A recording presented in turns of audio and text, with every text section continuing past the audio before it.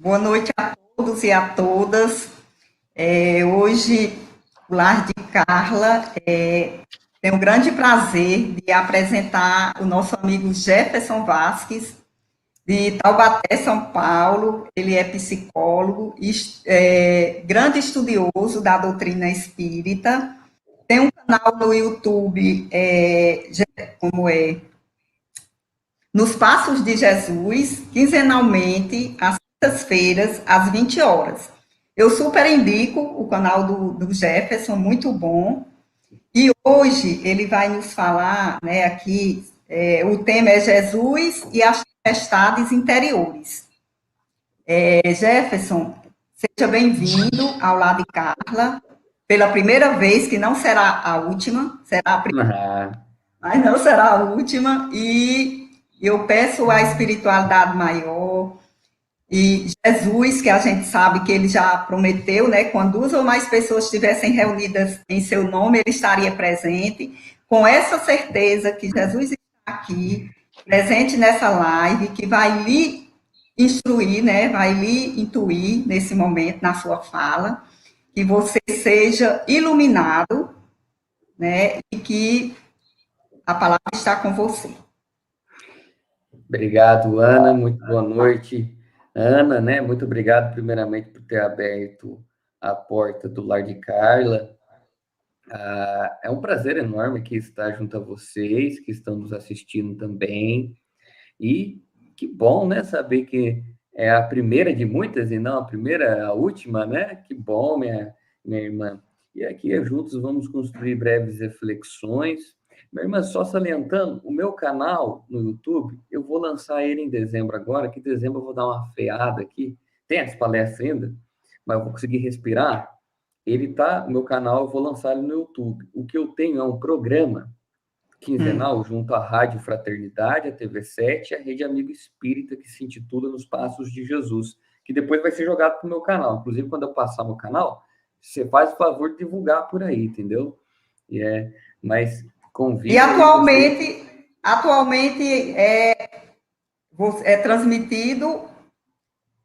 Porque quando eu clico lá, vai para o YouTube. É isso. Aí, esse YouTube, canal que você entra, é o canal da TV7, Ah, tá da certo. Rádio Fraternidade.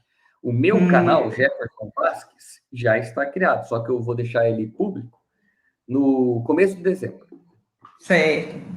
Tá bom, pois você fica à vontade que quando for no final da sua exposição, a gente volta com as perguntas, tá bom? Com certeza. Muito obrigado, viu? Que a paz de Jesus se faça presente em todos os corações que aqui estão conosco e que posteriormente virão a estar. É um prazer enorme, torno a repetir, aqui estar junto a vocês, conversando sobre este tema tão importante, tão grandioso, que é Jesus e as tempestades íntimas, as tempestades interiores.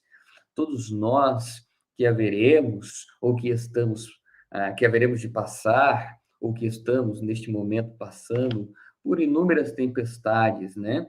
Que vêm sobre as personas de provas, de expiações, de aprendizados sempre para nos purificar de dentro para fora, para nos aprimorar, dilatar a consciência. Então, nesse sentido, aqui vamos refletir sobre dois momentos que Jesus esteve na tempestade com os discípulos. Dois momentos diferentes, com duas lições que se casam e vamos trazer para a nossa atualidade. A primeira, ah, é isso aí, mãe. Um abraço, mãe. Um abraço a todos que aí estão conosco. É minha mãe, gente. Um abraço. E então, no primeiro momento, a gente vai dar uma passeada no Novo Testamento, lá para o Evangelho de Marcos, capítulo 4, versículos 35 a 40. Nessa passagem grandiosa, tão famosa, né, que Jesus acalmou a tempestade. Então, Jesus estava no barco, na polpa dele, ali na frente, dormindo, tranquilo, e os apóstolos ali no barco, e aí começa aqui a ter uma tempestade. E essa tempestade, as águas e os ventos começam a jogar as águas para dentro do barco. Então, ou seja, o barco começa a se encher de água. E aí Jesus, olha que simbólico, né? Naquela tempestade, Jesus dormindo, tranquilo, paciente. E aí ele levanta, ele repreende os ventos, as águas. E aí tudo se acalma. E aí os discípulos até indagam, né? Que homem é esse que acalma até os ventos e a tempestade? E aí Kardec até fala desse fenômeno. Ele vai relatar na obra O Livro dos Espíritos, pergunta 538, e sobretudo lá na obra A Gênese, capítulo 15, a respeito desse fenômeno que muito se indaga, né? Allan Kardec não bateu o martelo naquela época, mas ele diz que se houver espíritos responsáveis por cuidar de fenômenos naturais, de fato, na obra O Livro dos Espíritos dá a entender isso, mas na obra Gênesis, o codificador diz, olha, se houver mesmo, tá? A Gênesis é a última da codificação. Então, se houver mesmo, certamente Jesus, com sua autoridade moral, ordenou a estes espíritos que acalmassem aquela tempestade. Então, aqui já começamos a nos debruçar sobre esta passagem. Mas a nós o que é de suma importância, que olha só, os discípulos estavam no barco com Jesus. O barco representa o quê? A direção de nossas consciências. Aliás, o barco é a própria consciência, visto que a consciência é aquilo que dá o sentido e a direção, é aquilo que dá o foco. Então, quando nós falamos em um sentido psicanalítico, por exemplo, fulano, você é inconsciente acerca de si. Estamos querendo dizer o quê? Olha, você não se conhece. Então, ter consciência é ter lucidez, conhecimento, é ter amplidão. É claro que essa consciência muitas vezes é pequena e limitada e inúmeras vezes unilateral. Só consegue enxergar um porquê, um para quê, né? Aquela visão reta, a minha visão. E aí, quando a doutrina espírita, porque eu sempre digo, se Jesus é o caminho, a verdade e a vida, certamente o Espiritismo é o roteiro seguro para encontrarmos tal caminho, tal verdade e, consequentemente, a verdadeira vida, que é a vida espiritual, que se sobressai à vida material. Nesse sentido, o que é de suma importância, então, compreendendo que este barco que representa as nossas consciências, muitas vezes é aturdido por inúmeros sentimentos que geram na criatura aquilo que gerou nos apóstolos: medo. Olha só, um medo. E o medo é interessante porque Jesus, no fim dessa passagem, ele indaga: por que tendes medo? Ainda não tendes fé? Então, olha só, Jesus vincula o medo com a falta de fé. Então, esse é o primeiro momento. E notem, vamos notar, os discípulos, os apóstolos estavam, parte deles ali, claro que não eram todos, mas estavam no barco com Jesus. Então, Jesus não estava fora do barco, ele estava dentro do barco, trazendo a nossa realidade. Quantas vezes os ensinamentos do Cristo estão cravados na nossa consciência, né? Aliás, a lei de Deus está gravada na consciência da criatura. Isso está no Livro dos Espíritos. Mas vamos lá, vamos trazer para cá. Olha só, além dessa lei já estar gravada, a gente vem aqui e começa a relembrá-la por intermédio das lições de Jesus. E aí a gente lê aquelas lições lindas, escuta as lives, grupos de estudo, bebe tudo daquilo, dilata a consciência no sentido de se emocionar, até de fazer algumas reflexões a respeito de si, acerca da realidade, acerca de como se reconduzir. Mas aí na hora que a tempestade vem, o medo sobressai e a fé se apequena. E é interessante porque nessas duas passagens, a próxima que eu vou contar também, as duas estão no meio da tempestade. A cena, tudo ocorre nas tempestades. E aí Jesus faz sempre a mesma indagação: por que não tendes fé? Ou seja, Jesus está mostrando, olha, não é porque você está na tempestade que você deve perder a sua fé, muito pelo contrário, você está na tempestade, você tem que ter fé, porque a fé é a confiança da criatura em seus destinos, no desígnio do Criador. A fé é a confiança de que estamos, segundo Leon Denis, na obra Depois da Morte, no caminho certo. É a certeza de que estamos em busca e, aliás, dentro, imersos na verdade, que é Jesus. Então, esta fé é uma construção que mais para frente eu vou falar, mas no primeiro momento, então, nós vemos este medo acima da fé que vai gerar nos apóstolos o desespero. Olha a profundidade dessa primeira passagem, porque os discípulos ficam desesperados. Eles ficam desesperados, o medo abriu a porta para o desespero, e o desespero faz o quê? Com que nós percamos a consciência do momento, a consciência da verdade. E aí entra em ação os instintos e a impulsividade. Os instintos que Allan Kardec, aliás, retrata pela seguinte palavra: paixões. Aquilo que movimenta, uma paixão. Quando eu estou apaixonado, eu fico revigorado. Então, não é só nesse sentido a dois. Quando eu falo de paixão, é um excesso de algo, sobretudo aqui emocional, uma carga emocional que nos movimenta em direção a algo, a alguma coisa. Só que aqui, ao invés de direcionar eles a Jesus no sentido, olha, a gente já viu Jesus fazendo prodígios. Vários. Vários. Então, vamos ficar tranquilo. Você acha que o mestre vai deixar o barco naufragar? Claro que não. E Kardec até relembra, certamente Jesus estava em paciência, né? Estava com esta paciência tão bela e tão linda frente àquelas tempestades, porque ele sabia que essa tempestade vai se serenar. E aí entra uma coisa, quando a gente está em desespero, a gente perde o quê? A noção do tempo.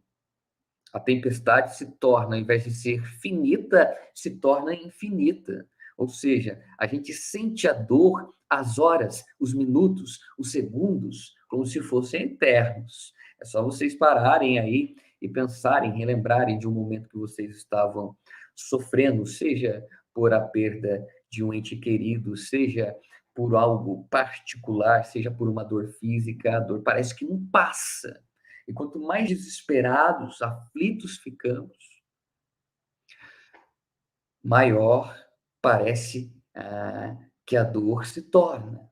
Então, por isso que aqui no primeiro momento Jesus salienta a fé para acalmar a criatura e lhe trazer paciência. No segundo momento, numa outra passagem, que ainda ocorre com o barco na tempestade, só que agora é muito mais simbólico, porque lá estava numa tempestade, e agora estão na tempestade e está de noite, escuro, de madrugada. Os discípulos estão indo, navegando em direção a Carfanaum. Olha lá. É a famosa passagem, né? Que Jesus vem o quê? Caminhando sobre as águas, os apóstolos se assustam, meu Deus, quem é esse homem? É um fantasma? E Jesus fala, não, sou eu, Jesus. E aí Simão Pedro, em seu ato de coragem, em seu salto de fé, diz assim a Jesus: olha, se for o Senhor, me chama, que eu vou aí andar sobre as águas contigo. E Jesus fala: venha. E aí Simão sai do barco, caminha um pouco, e aí quando o vento sopra, ele sente o medo e afunda. E quando ele afunda, é claro, ele clama por Jesus, pelo amparo, Jesus estende a mão e dá um puxãozinho de orelha, né? Questionando a fé de Simão Pedro, perguntando a ele, onde está a tua fé? Ele indaga a rocha, aquele que viria mais tarde a ser a rocha desse seu evangelho. Cadê a sua fé, Pedro? Mas muitos se prendem na falta de fé, que aqui também novamente é salientada por Jesus. Mas Simão Pedro sentiu medo. Então, no primeiro momento, olha só Que fantástico. Ó. Naquela primeira passagem que eu acabei de narrar, o medo gerou desespero. Olha só, o medo gerou desespero e naquele momento, e trazendo para a nossa realidade, tá? Retirou, retira da nossa visão quem? Jesus. Foi a mesma coisa que aconteceu com, com os apóstolos ali. Então, o desespero retirou da visão deles, da consciência deles, Jesus. Naquele momento de aflição, quando era para ser o oposto. Olha lá. E nessa daqui, o medo paralisa caminhar com Jesus na tempestade. Olha que fantástico. Vai falar que não é fantástico isso, gente? A gente tem dois símbolos que se casaram agora. Então, no primeiro momento, o medo excessivo, porque o medo, o que é o medo? O medo é uma emoção natural que num determinado momento nos impelia à autoproteção. Todavia, esse medo aqui na complexidade deste ser que somos, muitas vezes se torna o quê? Patológico, manifestando-se em diversas formas, sobretudo a de ansiedade. E muitas vezes, este medo cega nossas vistas espirituais, os famosos olhos de ver desenvolvidos pelas lupas do amor, de enxergar a quem? A mensagem de Jesus, mensagem de boa nova, mensagem de esperança, mensagem que foi revivida pelo Consolador prometido, que é o Espiritismo, e que se desprende em um corpo doutrinário, a se iniciar pelas 5 obras básicas da codificação. Então, olha que belo, que muitas vezes o nosso medo nos cega. Jesus está ali. Aliás, ademais, Jesus está aqui, no barco, na consciência. Mas quando vem a tempestade, pum, cega. E aí o desespero toma conta. E aí muitas vezes se levanta junto a raiva, a revolta, né? A criatura passa a culpar ao Criador como se um ser onipotente, perfeito, e que não carrega nenhuma imperfeição, pois a imperfeição é fruto nosso. Deus, ele é a perfeição absoluta, ao passo que nós alcançaremos a perfeição relativa. Ainda somos o quê? Imperfeitos. Então, quem errou nessa conta? Ou ademais, né? Que conta está certa, nossa ou a de Deus? Isso é uma indagação profunda perante a tempestade. Uma vez falou assim para mim, Jefferson, você falou aí que o plantio, que a colheita é livre, mas o plantio é obrigatório. Jefferson, devem ter plantado as coisas erradas no meu milharal, porque só tem umas espigas lá, Jefferson do céu. Eu dei risada com o companheiro, até falei para ele, olha, não é que errou, né? Veio no endereço certo, claro. E você vai ter aqui que desenvolver uma série de aquisições, quebrar uma série de barreiras, porque muitas vezes a dor, não somente a nossa, mas vamos colocar a dor exterior, que muitas vezes nos comove as fibras do coração, seja uma pandemia, a perda de um ente querido. Essa dor vem para também nos ensinar algo, para nos aprimorar. Eu sempre digo, o sintoma, a dor fala, você precisa escutar ela. O que ela está te dizendo? Olha, eu estou aqui para mudar tal coisa na sua vida. Eu estou aqui para tirar dessa rota e talvez colocar na de lá.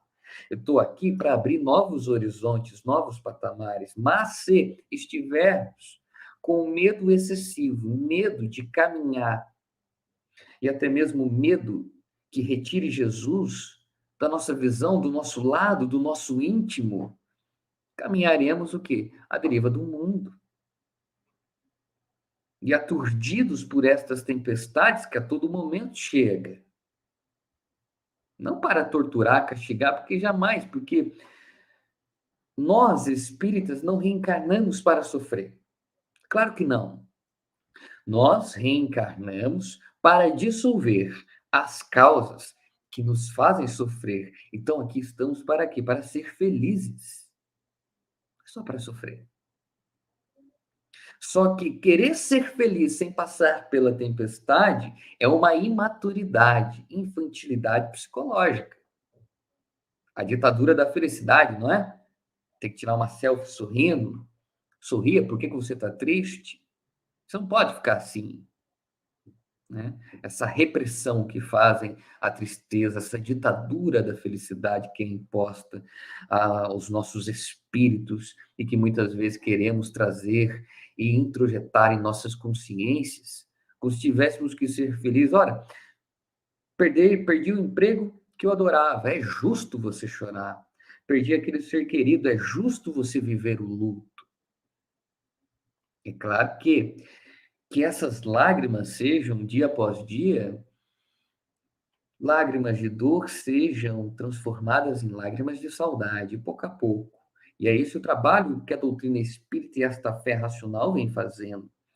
Então, aqui, no primeiro momento, olha só, Pedro tem um gesto de coragem. Só que essa coragem não se sobressai porque o medo sufoca e paralisa Simão em para caminhar em direção a Jesus.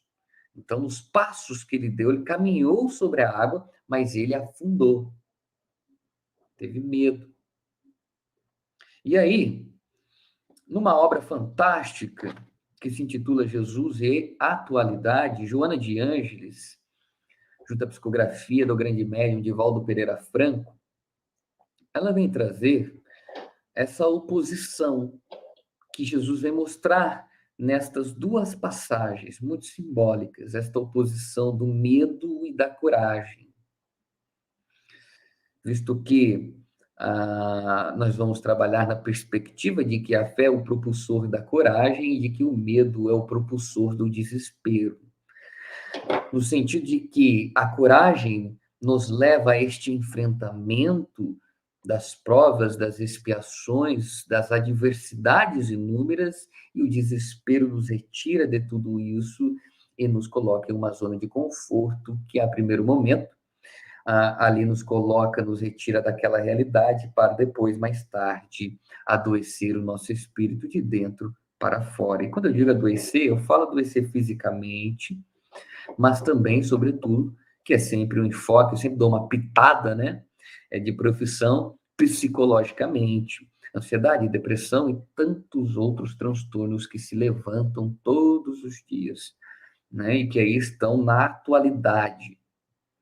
Então, a coragem, segundo Joana, nesta obra fantástica que se intitula Jesus e Atualidade, ela tem 3 quesitos. Aquele que tem coragem sabe esperar, confiar e agir.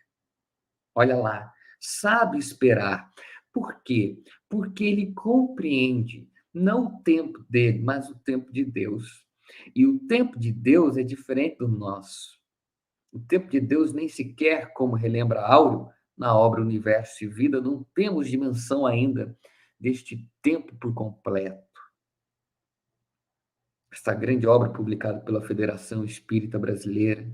Então, nós nem sequer chegamos próximo do que é o tempo de Deus, mas vislumbrando no sentido de trazer a nossa existência atual, significa o quê? Respeitar as coisas que nos chegam e que nos são retiradas. Porque Deus sabe o que ele está fazendo. E é nesse tempo, não é no meu tempo, olha que interessante. Porque se fosse no meu tempo, o tempo do homem muitas vezes é o tempo do aqui, do agora, do imediatismo. Né? Olha lá. Esse imediatismo que nos faz o quê? Querer tudo para ontem, para hoje, para agora. Então, esse imediatismo, muitas vezes, também conturba nossas ações, causas atuais de nossas aflições. Então, a gente quer Por exemplo, que um determinado sofrimento seja dissolvido para ontem. Poxa, já está atrapalhando minha vida. Você está aí falando o quê? Que eu tenho que esperar? É. E, de repente, esse sofrimento também quer te ensinar essa lição. A lição da paciência. Ontem estava aqui conversando, ontem não, né? Na quinta-feira passada, fiz um programa com meu querido amigo aqui de conterrâneo, Taubaté, Luiz Gustavo, e ele trouxe uma visão muito bela da passagem da mulher samaritana, e nessa passagem ele relembrou o quê? Que a mulher samaritana, né, quando Jesus foi encontrá-la, ele poderia ter ido por diversos caminhos, mas ele preferiu o quê? Escolher o caminho do deserto. Olha que simbólico.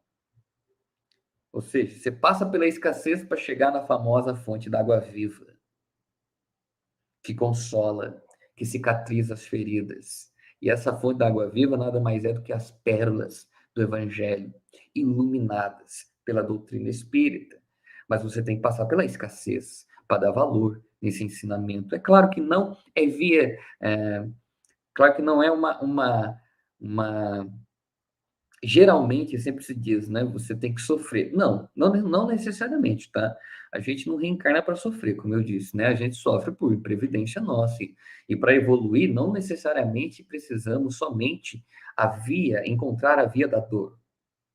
É como diz Joana, né? Na ausência do amor, ação, ou seja, amor, ação, caridade. Aparece-lhes a dor e renovação. Tá aí, ó. A gente fecha a porta para o amor, aparece a dor. Então foi a gente que fechou a porta. E muitas vezes a dor vem o quê? Para relembrar alguns chamados, alguns propósitos reencarnatórios, aos quais lá na pátria espiritual a gente se propôs a realizar, a concretizar no aqui, e está fugindo. Mas aí, no presente momento, então, a espera vai surgir dentro da criatura que entende o tempo de Deus. E a doutrina espírita explica esse tempo. A doutrina espírita, uma vez que ela mostra o porquê e os paraquês das coisas, o porquê de aqui estarmos, o porquê desta dificuldade em nossa vida, ela vai respondendo estas inúmeras questões e tantas outras e vai criando em nós o quê? Um sentimento de certeza, que é o quê? O da confiança, porque espera e confia. Ora, se eu vou esperar é porque eu estou confiando em algo. Olha só a didática de Joana de Ângeles. E esta confiança não se baseia mais numa crença. Então, nós estamos entrando em contato com a doutrina espírita, estamos entrando em contato com uma crença, então estamos aprendendo a crer em algo. O que nesse sentido?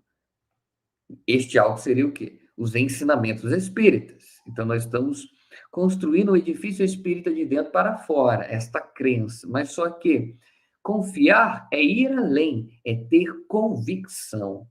Então, a crença instala na criatura a religião, e a convicção é a religiosidade, é a execução. Não somente no sentido físico, mas também no sentido sentimental desta crença. Então, no nosso caso, é o espiritismo.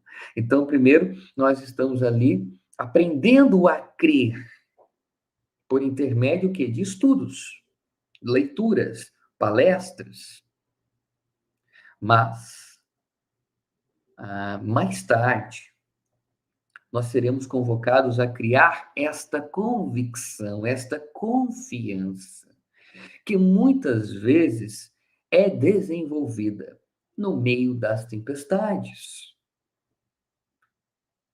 Como relembra Leon Denis, olha só, eu acho belo na obra ainda o problema do ser, não, é a obra Depois da Morte, Leon Denis, lá no último capítulo, no item que se intitula Fé, Esperança e Consolações, Denis vai dizer que esta fé que vou aqui conversar sobre ela, esta fé robusta, esta fé racional que Kardec propõe, que começa na razão e que desce para o sentimento e que finca aqui na Terra um forte alicerce que vai romper as altas barreiras dos céus. Esta fé, segundo Leon Denis, e concordo com a visão do apóstolo do Espiritismo, só pode ser adquirida no meio das tempestades.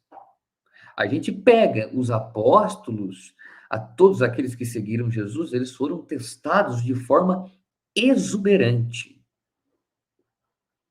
Para quê?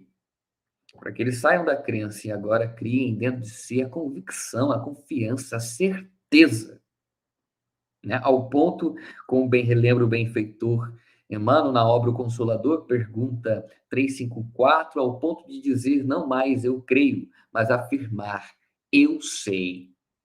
Então, por que isso está acontecendo na minha vida? Não, eu creio que tem um porquê. Não, eu sei que tem um porquê. É muito diferente. Olha só.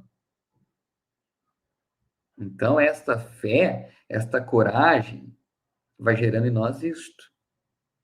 E aí, essa espera que vem junto com a paciência, a confiança, né? Porque aquele que espera é porque está confiando em algo. Mas esta confiança não é uma confiança inativa. Olha lá, Joana de Ângeles vai dizer a última agora. Então, espera, confia e age. Age no bem, age modificando a si, age fazendo o que? A caridade ao próximo. Porque muitos querem o quê? Que as coisas caiam do céu. E Deus não é um mago. Não existe milagre. O Espiritismo mostra isso. Existem o quê? Coisas que são sobrenaturais porque até então não foram naturalizadas. Quando o sobrenatural se torna natural, ele passa a ser um fenômeno simples. E o temor que tínhamos se dissolve. Se dissolve. Então, é agir estudando, é agir amando, é agir exemplificando o ensinamento de Jesus. Quando não estamos no campo da coragem, tá? Porque a coragem torna a repetir. O que sai dela, o que desmembra dessa palavra, desta virtude, é outras virtudes, que é a espera, que ensina o indivíduo a paciência, mas quem espera também confia em algo, e esta confiança, ela é desenvolvida por intermédio da instrução. E essa instrução vai impelir nós o quê? Não a ficarmos inertes, mas sobretudo a ação no bem. Perfeito? Mas sobretudo aqui, pensar para agir. Marquem bem isso. Agora, quando eu estou no temor, que é o quê? O oposto, né? Como Joana de Ângeles fala, eu também tenho três. Quando a gente pega esse sentimento, dele também se desmembram três outros sentimentos. Então, Joana vai dizer: aquele que tem temor, ele é precipitado, ou seja, impulsivo, ele é cruel e ele é irresponsável. Olha que fantástico. Então, ele é impulsivo, no primeiro momento, né? Precipitado. Ou seja, eu disse que aquele que tem coragem age pensando para agir. Aquele que tem temor, ele age para depois pensar. E aí, eu sempre digo, é contrato com a dor. Mas se já pensando, a gente dá um deslize aqui, dá um deslize ali, imagina não pensando. Imagina pensando. O que acontece? Então, é importante a gente não deixar que os instintos tomem conta. E um deles foi, como eu disse, é o medo. É se perguntar, esse medo que eu estou sentindo, ele é real? O que está acontecendo comigo? Se questionar. Uma coisa é assim, por exemplo, alguém está vindo na minha direção me assaltar. É um medo real.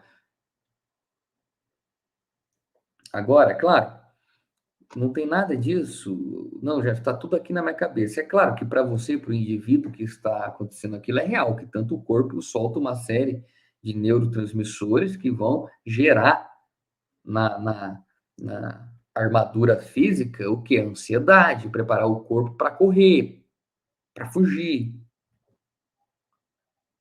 Então, olha que fantástico. O corpo respondendo aos sentimentos do espírito.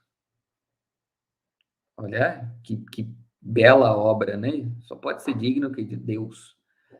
Mas aí, então, quando a gente age de forma impulsiva, a gente está deixando o quê? Que os instintos, que esse nosso lado instintivo tome conta. E quando ele toma conta, a gente age para depois pensar nas consequências. E agir sem pensar, muitas vezes, nos torna indivíduos cruéis, como Joana de Ângeles lembra, que agora é a outra face. Porque a gente passa o quê? A ferir as pessoas que estão conosco, no nosso redor, pelas nossas inconsequências. Quando não, nós começamos também a projetar, ou seja, a tirar de dentro e colocar para fora os nossos medos, a poluir os ambientes, as pessoas, os corações alheios, com as nossas fantasias. E isso, olha só, é cruel. A gente, além de entravar a nossa marcha, a gente quer travar a outra. E aí, quando não também, a gente se torna irresponsável. Lembrando que, segundo Leon Denis, na obra O Problema do Ser, do Destino e da Dor, capítulo 22, a responsabilidade, né? Ela é estabelecida pelo testemunho da consciência que aprova ou reprova os atos. Então, o irresponsável, ele nem sequer se questiona. O que eu estou fazendo? O Espiritismo me ensina com o meu pensamento que a ação começa no pensamento. Então, eu já sei que o pensamento meu já afeta o próximo. É como uma flecha, ele vai. Ele se sintoniza, né? Com frequências igualitárias. Então, o Espiritismo mostra que o próprio pensamento já é o combustível para a ação e ele é uma pré-ação dentro do espírito. E conforme for a intensidade dessa vontade, o pensamento alcança a pessoa. E muitas vezes prejudica a pessoa. Então, nem sequer ele pensa, porque aquele que é realmente responsável, ele é responsável pelo quê? Pelo pensar, pelo sentir e pelo agir. Porque ambos, além de impactar no exterior, em outras pessoas, impacta nele. Nele. E a resposta para tudo isso é desenvolver dentro do nosso íntimo a fé. Para a gente conduzindo por fim. Então, para o desespero, não tomar conta, cegar os nossos olhos a respeito das lições de Jesus. Para o medo, não sufocar a nossa coragem no sentido de paralisar os nossos passos em direção aos propósitos de Jesus em nossas vidas. O que temos que fazer? Desenvolver essa fé que Jesus, certa feita, a compara com o tamanho de um grão de mostarda. E ele vai dizer, olha, se você tiver a fé do tamanho do grão de mostarda, você vai poder dizer para essa montanha, transporta-te daqui para lá. Olha que profundo. Então, o tamanho do grão de mostarda, eu conversando esses dias aí numa live que fiz com o Geraldo Campete, ele falou, um grão de mostarda não cabe nem na mão. Você pega assim, ó, ele se perde de tão pequenino que ele é, e ele se transforma numa frondosa hortaliça, numa grandiosa hortaliça, muito grande. E aí que montanhas que são essas? Nesse sentido, são as incertezas, porque a incerteza gera o medo, e a fé gera a convicção e a coragem. Então, essas montanhas das incertezas que temos, que são os combustíveis para os medos e estes para o desespero, coisas que entravam o nosso caminhar, coisas que cegam o nosso espírito, que nos fazem sofrer, tudo isso só pode ser desenvolvido pela instrução. Porque a proposta da fé espírita é racional. Você crê por quê? Não é somente agora, eu creio. Não é, Kardec fala isso. Você tem que crer porque você compreende. E por compreender, você aceita. Caso contrário, não tem jeito. Porque fé inabalável é epígrafe da obra o Evangelho segundo o Espiritismo, nas primeiras páginas. Fé inabalável somente aquela que pode encarar a razão face a face em qualquer época da humanidade. Ou seja, se chega a ciência e fala X, e é claro, a gente se opõe no sentido, muitas vezes, até, por exemplo, tempos atrás, né, séculos atrás, pensavam o quê? Que a Terra era o centro do universo, aqui no sentido da galáxia, conjunto aqui, né, planetário. E não é, é o Sol. E negar isso, né, é ir além da lógica, e é exatamente a proposta espírita. Olha, você tem que se questionar, você não pode aceitar tudo, porque quem aceita tudo sem se questionar cria fé cega. E fé cega não gera certeza, só alimenta a incerteza. Então, você está na tempestade, é preciso o quê? Trazer essa fé. E trazer a fé é o quê, Jeff? Trazer todas as lições que você aprendeu até o presente momento, dentro da doutrina espírita, em ação. É entrar em jogo. Porque até então era treino. Agora a gente vai entrar em jogo. E a fé, né, vai ser testada. A tempestade chegou. E é agora que eu vou treinar. E esta fé que vai gerando esta convicção, esta certeza, ela traz na criatura o que é a resignação, a aceitação. Muitas vezes eu leio aí pelas redes sociais dizendo que a gente que é espírito, o espiritismo prega aceitação de tudo. Claro que não. Se a gente, o espiritismo fala, olha, ele revive as bem-aventuranças de Jesus, mas sobretudo aquela, olha, bem-aventurados os que têm sede e fome de justiça, porque serão saciados. E tem até uma pergunta na obra O Livro dos Espíritos que fala que os maus se sobressaem porque os bons ficam em silêncio. Então, o que está querendo dizer? Olha, justiça. É claro que justiça com amor e com caridade. Então, muitas vezes eles falam, eles trazem esses jargões, né? No sentido que resignação não é isso. Resignação é a aceitação de que, olha, chegou isso e isso na minha vida agora. Eu posso correr, me revoltar, entrar em desespero, ou eu posso abraçar isso como parte de mim que vai me purificar, ampliar minha consciência e que vai me conduzir mais fortemente a Jesus.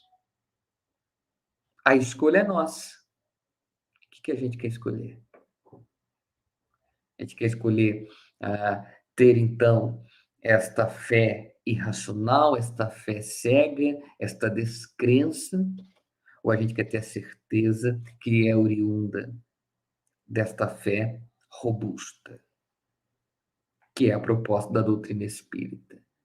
E aquele que faz nascer este tipo de fé dentro dele, ele pode estar no meio da tempestade, mas ele sabe, e esse caminho, aliás, pode ser bem longo, essa tempestade pode ser bem longa, mas ele sabe que a felicidade não está no fim, está no trajeto, então ele vai aproveitar tudo. Ele vai aproveitar de tudo. Cada sorriso, cada conversa, cada aperto de mão, cada abraço, cada situação, ele vai enxergar o quê? A ação de Deus, a manifestação de Deus em seu caminho. Porque o outro é uma ponte que nos conduz a Deus. O que fazemos ao outro, fazemos a Deus. E, consequentemente, também fazemos a nós mesmos. Nós somos um livro que está sendo escrito a todo momento. E quem escreve é nós, nossas ações. Então, meus irmãos, meus queridos amigos, para ir finalizando, se o momento, nesse exato momento, qualquer um de vocês que estão conosco está passando por diversas aflições, por expiações, lembremos o convite de Jesus que é preciso ir até ele, porque indo com ele, nosso fardo será mais leve. E, aliás, Simão Pedro grava isso e deixa muito claro quando ele sai do barco e caminha em direção a Jesus. Então, que possamos desenvolver em nós a coragem, esta virtude que vai nos ensinar a esperar, esperar no tempo de Deus e a confiar em seus desígnios, confiar não porque alguém disse, mas confiar porque a gente compreendeu as coisas, as leis espirituais que nos cercam, os caminhos. Aliás, dirá Joana de Ângeles, na obra O Homem Integral, na mensagem que se intitula O Medo, que o que dissolve este sentimento, esta emoção primária, que é o medo, é a fé racional. Esta fé que eu estou aqui falando dela, que surge do ensino, do estudo, mas também da mescla com o sentimento, com o coração, da mescla com o amor. Amai-vos e instruí-vos, disse o Espírito da Verdade. Então, a gente tem que sair desse modelo que muitas vezes nós estamos, a dor vem nos buscar, seja ela de fora, ou seja ela aqui dentro, mas ela chegou. No primeiro momento, é claro, a gente pode chorar, a gente pode desabafar, a gente pode narrar aqueles que estão conosco, os nossos medos. Mas depois, no segundo momento, onde a lucidez já começa a voltar, é preciso que ter coragem, saber esperar, ter paciência, esperar no tempo de Deus, confiar neste Pai e, acima de tudo, que agir. Não é porque a tempestade chegou que eu vou ficar parado. A tempestade chegou, então eu vou agir, eu vou me transformar e vou transformar outras realidades. Olha que fantástico. Então, o chamado é esse, é que a gente saia desse temor que gera impulsividade, crueldade e, sobretudo, que nos torne espiritualmente seres irresponsáveis. Com o quê? Com a nossa presente encarnação.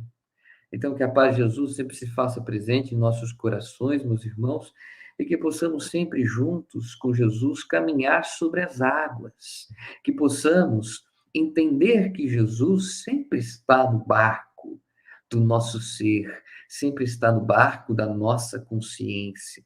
Então é preciso o quê? Avistá-lo. E para avistá-lo é preciso ter paciência, caminhar com coragem, com perseverança, com certeza, com convicção de que essa tempestade começou, mas ela também tem tempo certo para acabar. Que a paz de Jesus se faça presente em cada coração. Que assim seja. Vou colocando aqui as perguntas, Jefferson. O que faz? A gente acaba perdendo o foco em Jesus e acaba usando força exagerada, dificuldade. Exatamente aqui, ó. Diogo, companheiro Diogo, o que faz com que a gente perca, então, esse foco em Jesus e que faz com que a dificuldade ganhe uma força exagerada dentro de nós? Foi como eu disse, no primeiro momento, Jesus salienta nas duas passagens, falta de fé. A tempestade é, por si só, a falta de fé. Né? No sentido interior, ela é a falta de fé. No sentido exterior, ela é o teste para a fé, o termômetro.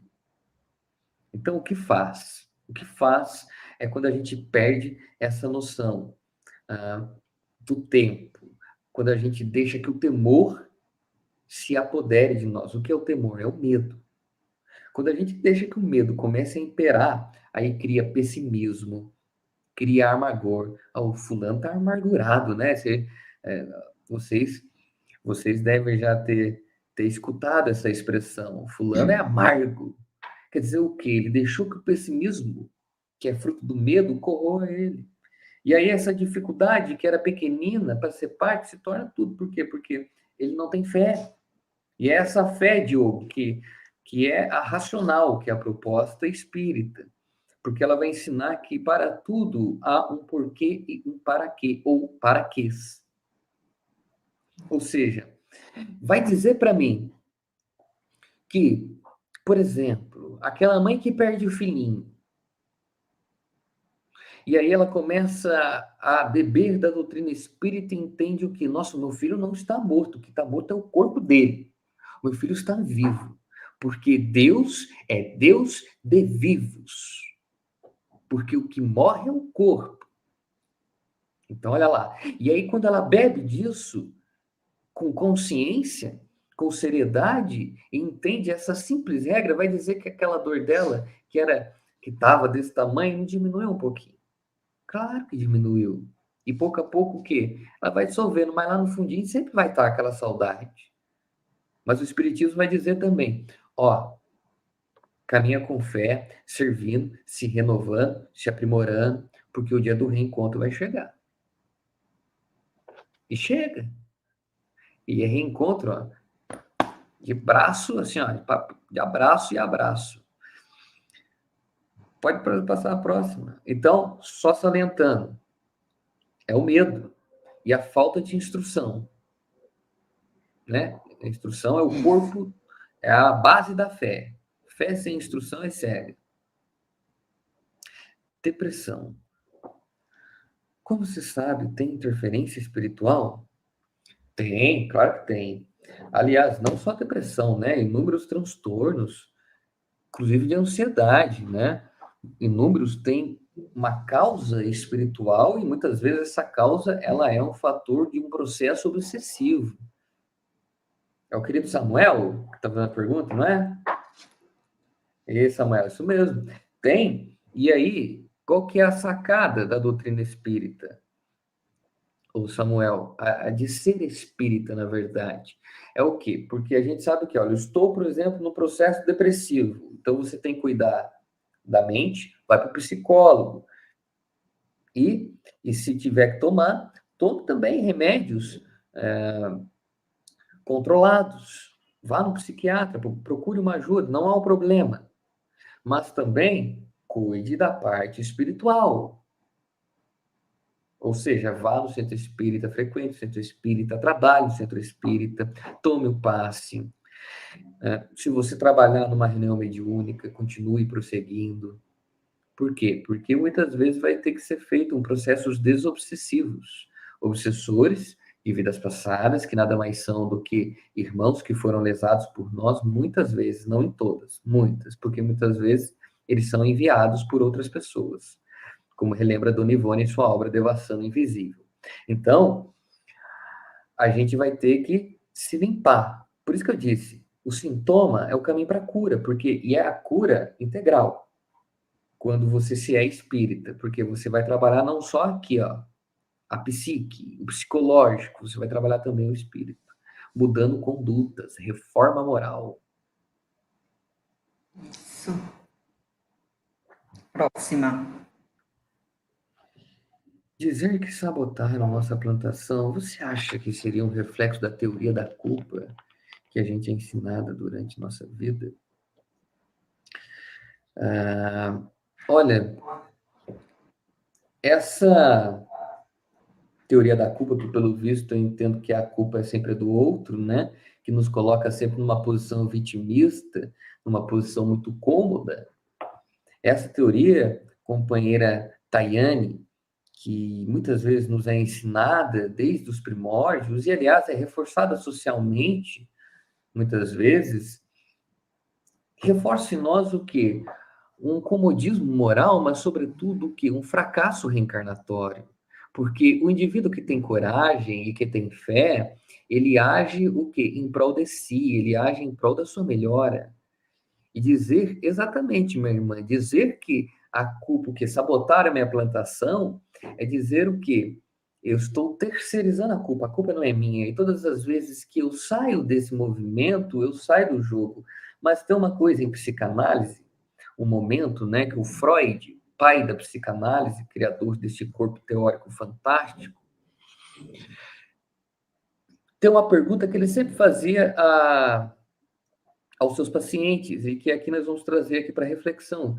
Ele perguntava, ele esperava a pessoa e tudo mais, e em um determinado momento do processo, ele questionava, parte desse caos do qual você se queixa, qual a sua participação nisso? Então, olha só, esse caos igual você se queixa, igual a sua participação nisso, porque é com muita disciplina que nós estamos, o que? No caos. É com muita disciplina que nós estamos, aonde? Caminhando para os abismos dos equívocos, das dores, dos sofrimentos. É claro, outras vezes não, outras vezes ela chegou mesmo, chegou o momento de ser testado. Mas muitas vezes, como relembra Allan Kardec, são causas atuais. Então, esse reflexo dessa teoria de culpa, que a culpa é sempre do outro, a gente precisa sair disso, urgente, minha irmã. Sabe, Ana, muitas vezes eu leio as obras de Joana, eu acho Joana tão didática, mas às vezes ela é castradora, ela é muito maternal, ela acolhe você em algumas mensagens. Em outras, ela vem com 2 pés no seu peito. E uma delas tem uma mensagem na obra Autodescobrimento, uma busca interior, psicografia de Dival também, onde Joana vai dizer, olha, para você vencer os labirintos depressivos, você precisa o quê? Sair da posição de vítima, que a sociedade lhe impõe muitas vezes, e que muitas vezes você traz também em seu espírito. Para sair de um sofrimento, para sair de uma determinada adversidade, você precisa olhar acima. E quando você se reduz, colocando-se na posição de vítima, você não vai além. Você terceiriza para o outro. Então, nosso objetivo é sempre ser o quê? Autor da nossa existência, né? O escritor, como eu disse, a gente tem um livro, a gente escreve ele. É a gente, tá? Perfeito.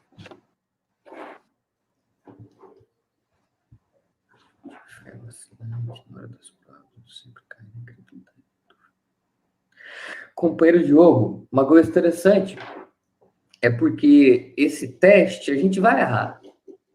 A gente vai derrapar, é ou não é, Ana?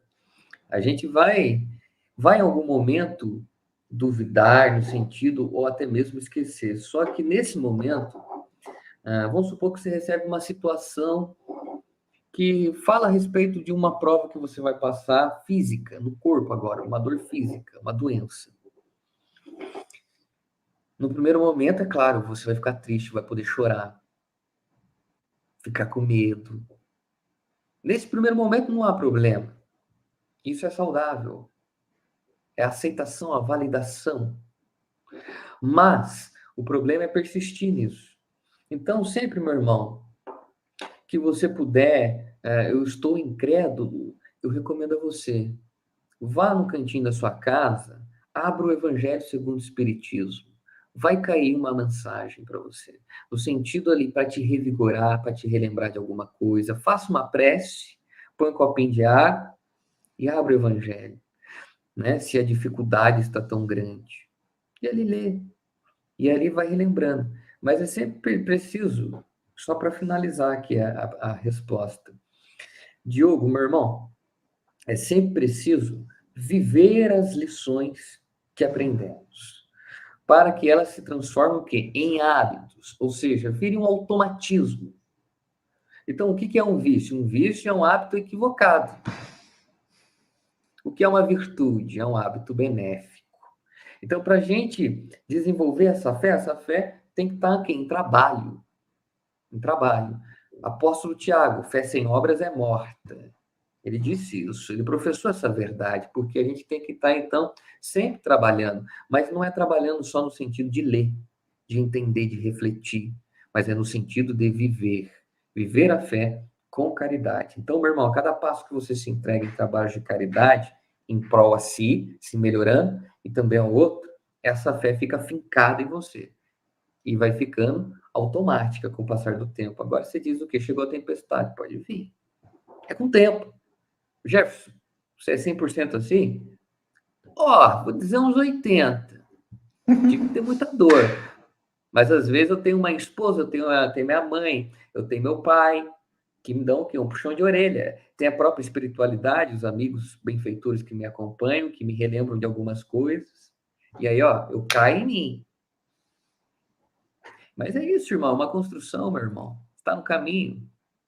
Continua, Dioguinho.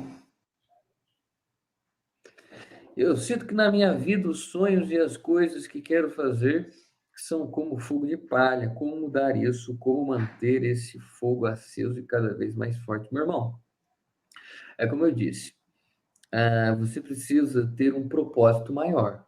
No sentido, eu disse isso no começo, né? Todos nós precisamos, sabe, Diogo? Esse propósito, ele só pode ser construído e ancorado de uma forma robusta em Deus.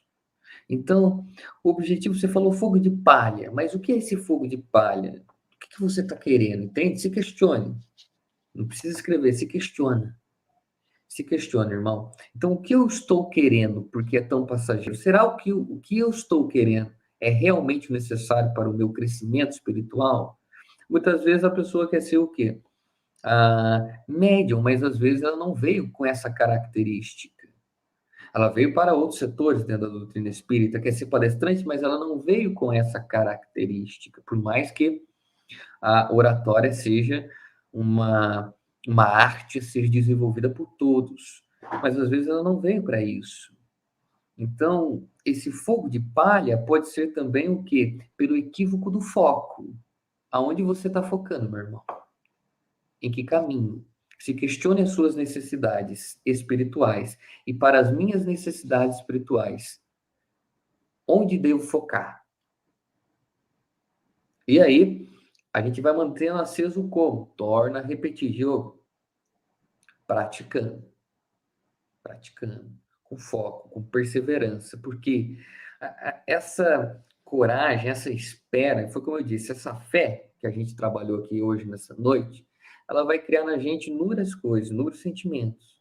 E um deles o que é a paciência, é a confiança, mas você só vai desenvolver sobretudo aqui a confiança, porque a confiança é o que dá, por assim dizer, o que? O caráter de, ó, tô no caminho, vou perseverar. É esse caminho. Ou seja, você persevera, você confia. Então, essa confiança só surge do quê? Do estudo aprofundado da doutrina espírita, mas, sobretudo, da vivência dessas lições.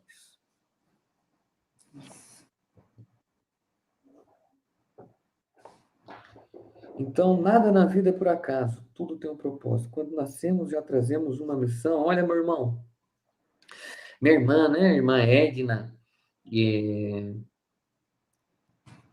o que existe, assim, para você entender quando a gente fala de missão, de propósitos, a gente pensa às vezes que o nosso propósito é no meio espírita. Muitos de nós pensamos, né? Muitos de nós pensamos, né, Ana? E muitas vezes não é. Nosso propósito é no lar, na família, na instituição casamento, na instituição profissional, nos diversos setores da sociedade. Mas é sempre o quê? Direcionando a consciência para um foco maior que é Jesus. Que Jesus sempre norteia os nossos propósitos.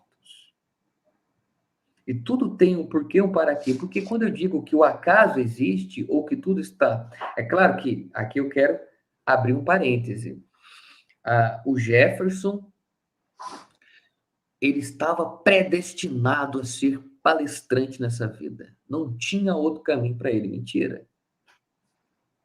Porque nós temos o livre-arbítrio.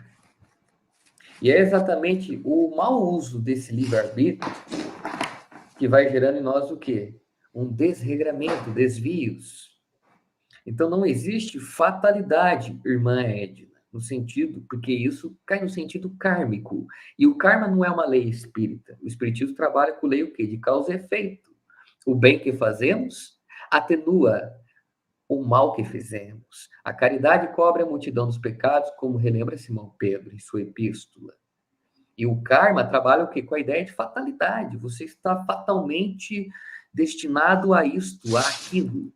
E não. Então, nós entendemos por propósito uma predisposição a uma tarefa X, Y, Z, seja na tribuna espírita, seja na parte mediúnica, seja no meio profissional, na família, mas não significa que você vai executar aquilo, que aquela semente vai nascer, depende do seu livre-arbítrio, da sua vontade.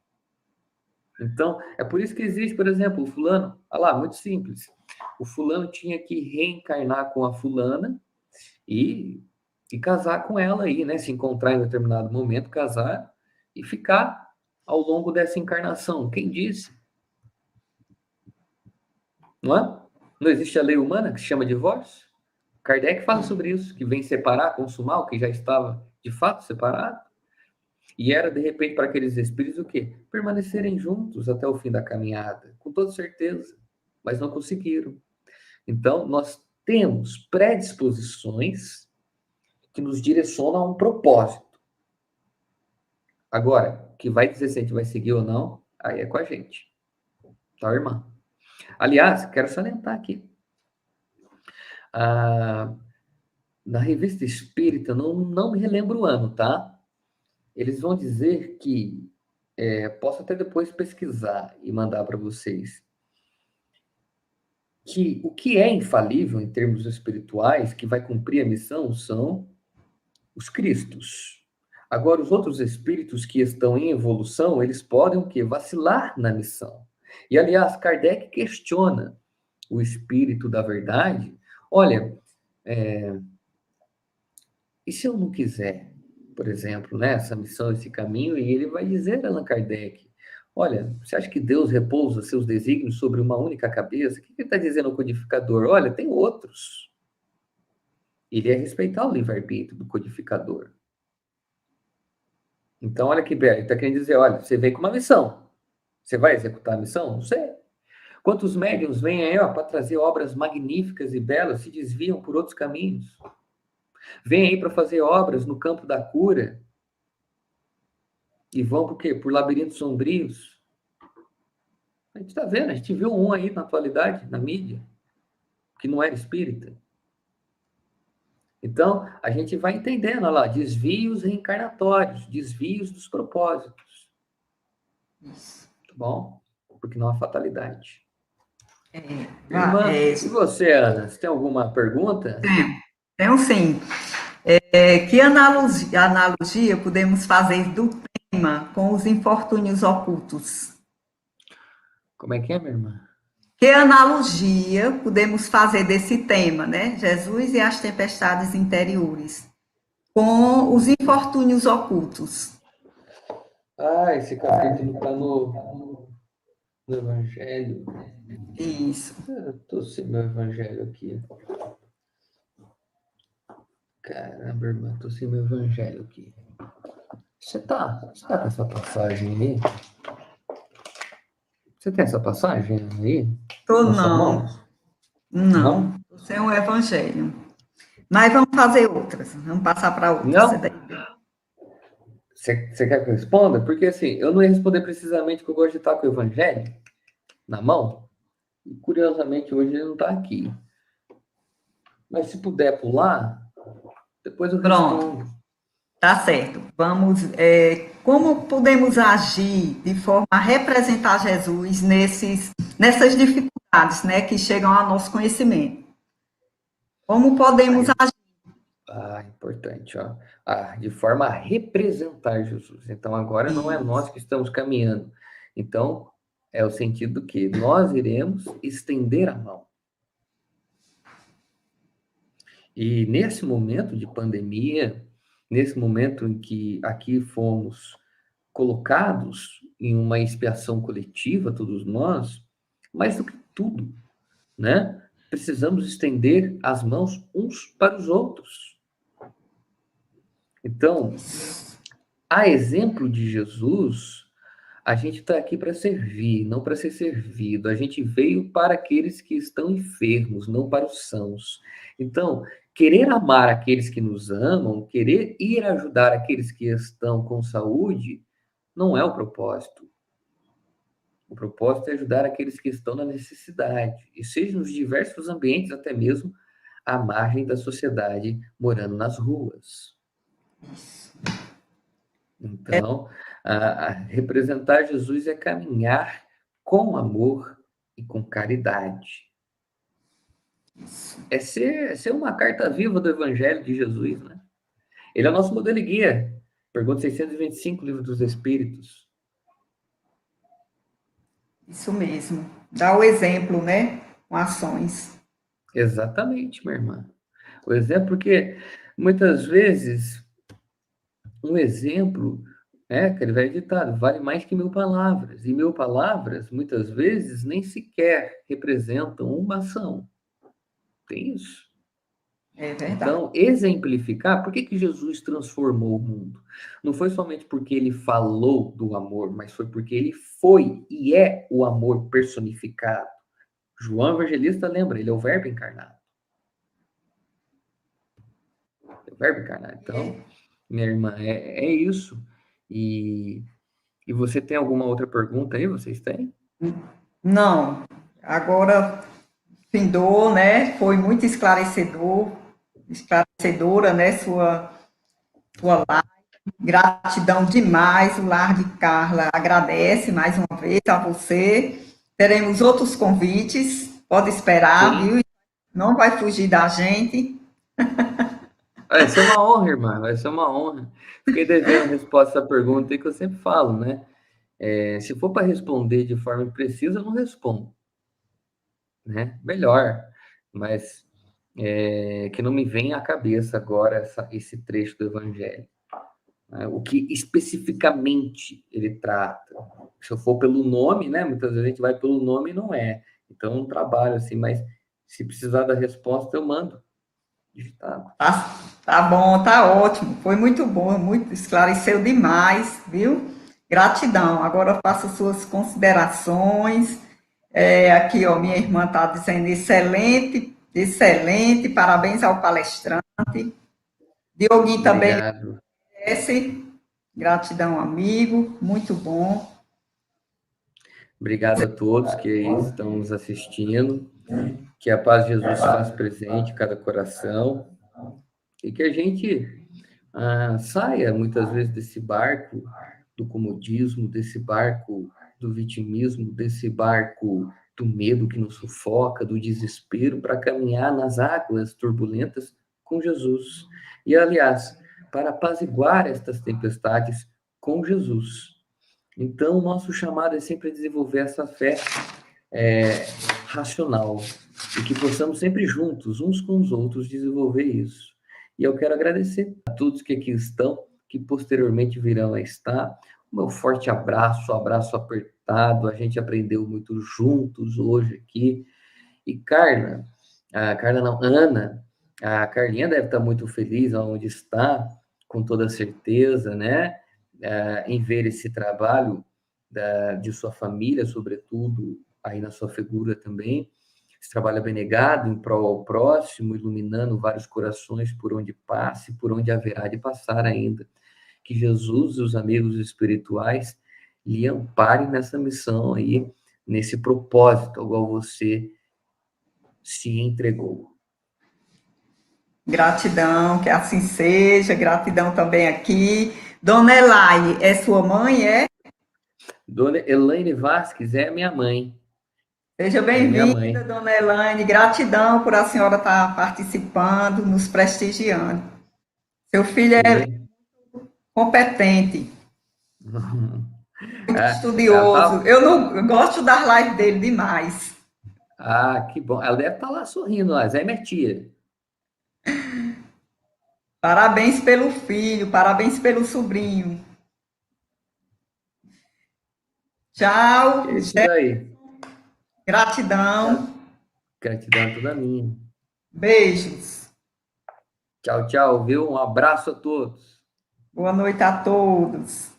Boa noite.